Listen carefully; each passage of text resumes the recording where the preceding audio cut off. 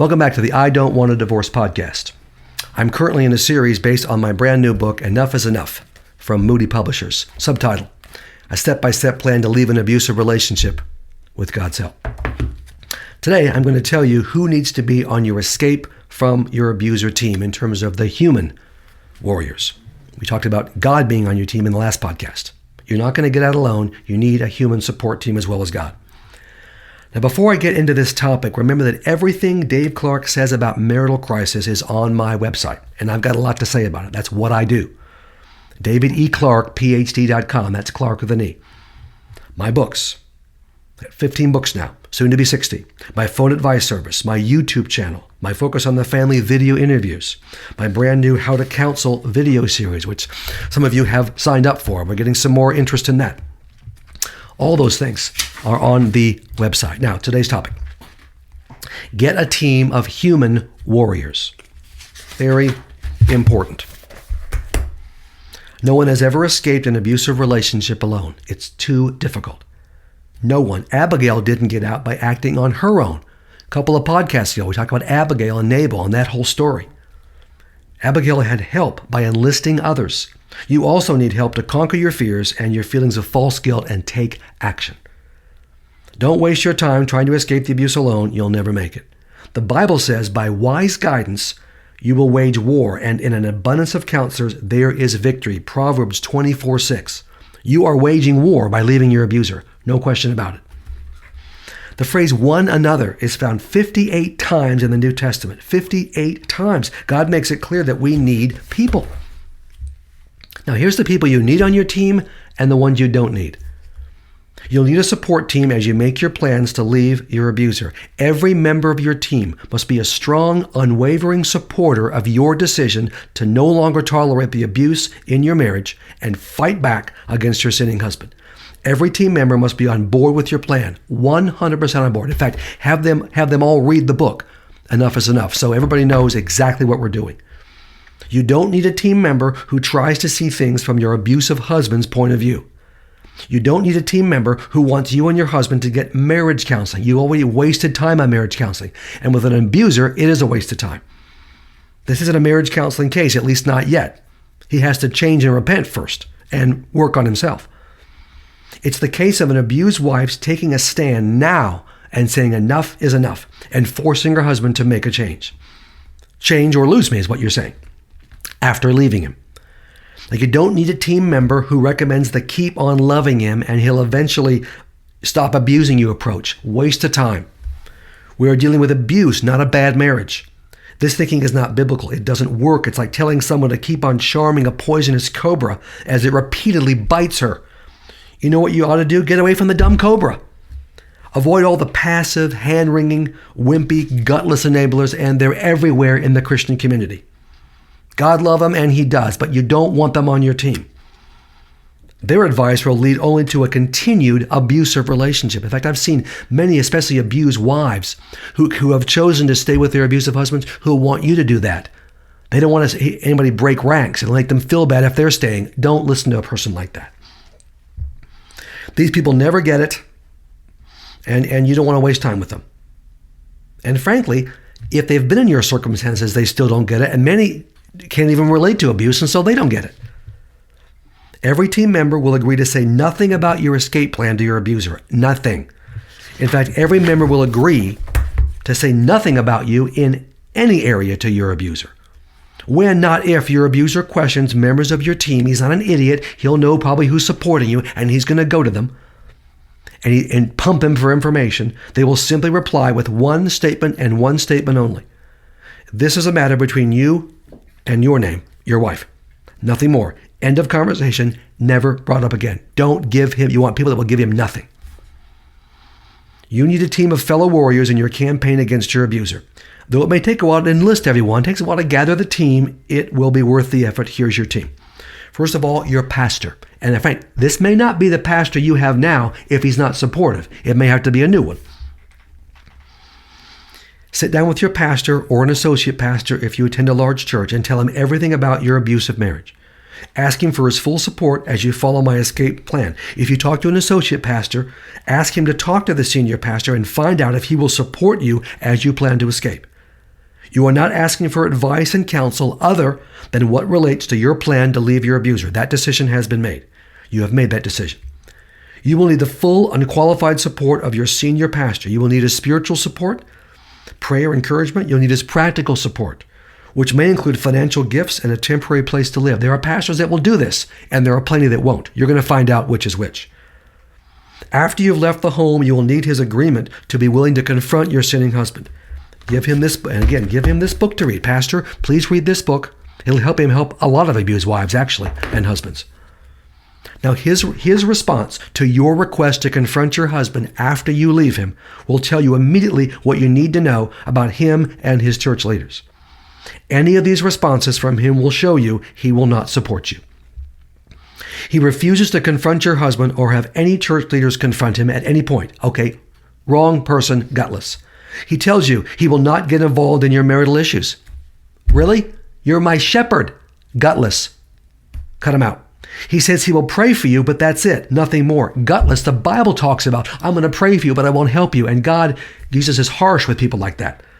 He blames you or implies that you are to blame for your husband's sinful behavior. Okay, put a line through his name. He tells you to stay in your home, overlook the abuse, and keep on loving your husband. Disaster. Not talking to him again. He defers and refers you to a Christian counselor, washing his hands of the whole situation. You did not ask him for counseling. You asked him only to stand with you and be willing to confront the abuser. Okay, if your senior pastor will not support your escape, it's obvious he will not be on your team. Tell him and the other church leaders nothing else about your situation. You're done talking to them about your problems. You may stay at the church for now for the sake of your kids and because you have solid, supportive friends there and you don't want to tip your hand because it's a secret plan of escape. But in the meantime, actively look for a local church whose senior pastor will support your departure from your abusive spouse. He's going to be in your area somewhere. When you find this pastor, build your relationship with him and some key leaders in the church. You will be moving to this new church when you leave your home. That will be your new church, and they'll help you as you leave. Second human team member is your accountability partner. Vitally important. You need a solid, trustworthy, and loving Christian woman, of course, if you're a woman, to walk with you right beside you through these difficult steps of escape from abuse. She must have a strong personal relationship with Jesus Christ and be growing in that relationship. You must be able to trust her to keep everything you tell her confidential. And she's lockstep with this escape from abuse plan. Lockstep. She'll meet with you at least once a week to provide spiritual and emotional support and maybe even practical support, babysitting, money, whatever it takes. And she'll be available to you 24/7 by phone. That's the kind of person we're talking about. May take some time to find this person. Could be a family member, could be a friend, could be an older Christian woman.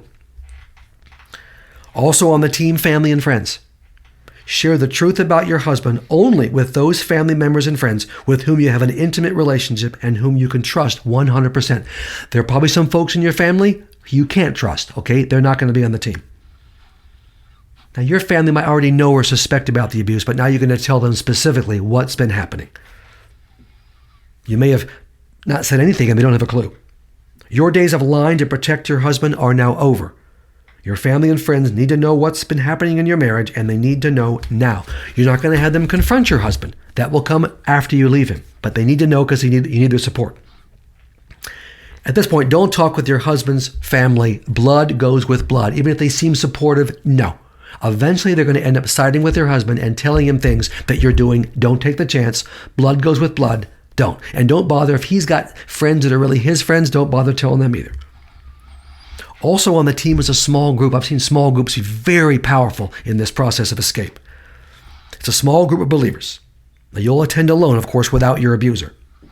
This could be a small group in your church, or it could be another church, meeting on a Wednesday night or a Sunday night away from your church. In this kind of group, you can truly connect with others. You'll receive love, feedback, camaraderie, prayer, and a source of accountability. It could be a home group, a Bible study group, a men's or women's group, or a 12-step group to celebrate recovery. Just make sure it's a Christ-centered small group, one that recognizes that the higher power is Jesus Christ specifically. Again, the power of a small group is nothing short of amazing. I've seen it really make a difference. Also, you need a tough, experienced attorney. Don't get some wimpy, gutless, hand-wringing attorney. I don't care if he's a Christian or not, or she. They lose. You need somebody tough and firm. You need legal guidance for financial matters, child custody, and visitation issues, as well as your rights during the separation and maybe the divorce if that happens. When you and the kids leave your abuser, he will try everything to bring you back, including threats about the children and the finances. You'll refer him to your attorney. He's got to be tough, got to be take no prisoners. He's going to protect you, this attorney, your kids, and your new life and the money. Get the best possible attorney, Christian or not. God can use a non-Christian as long as he's tough. I'll go with the tough non-Christian attorney rather than the wimpy Christian attorney. If you can't afford an attorney, call your county and ask for free legal services. They'll be provided. And God will use that person. Finally, a tough, experienced Christian therapist. If you can afford it, this is a great idea.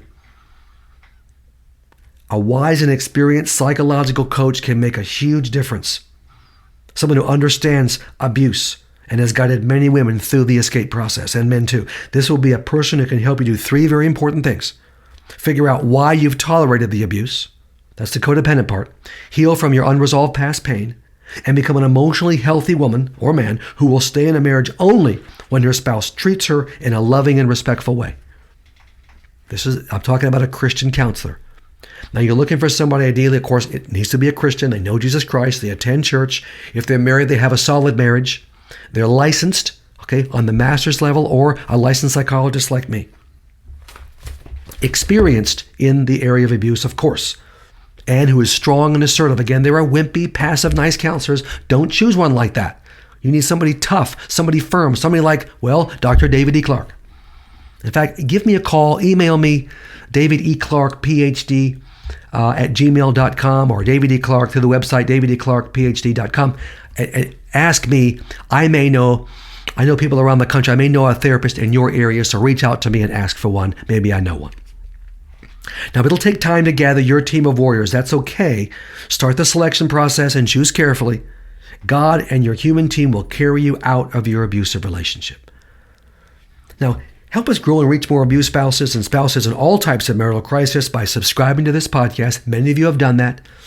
We'd like even more because we're growing this ministry and having an impact.